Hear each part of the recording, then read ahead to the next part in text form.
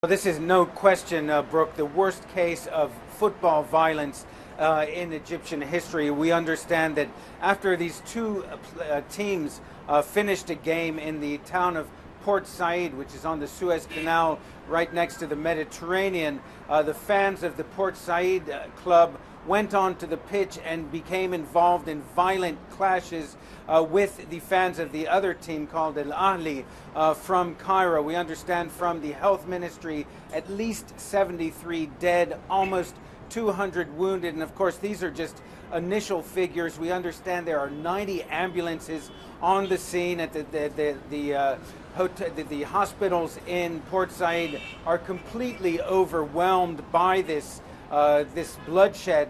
Certainly this is indicative of the kind of security vacuum that has occurred here in Egypt since the revolution. Since the revolution, really, the police have never returned to the streets of Egyptian towns and cities in the kind of numbers they were on the streets before the revolution, and certainly there weren't enough at the Port Said Stadium to prevent this sort of horrific bloodshed that has many Egyptians wondering where this country is going. We understand Parliament is now going to be meeting in emergency session to discuss the situation, but certainly very disturbing for many Egyptians. Brooke?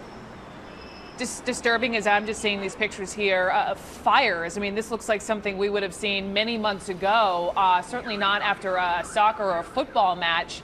Can you explain just a little bit more context about these two teams? Are these big rivals? Why the degree of the violence?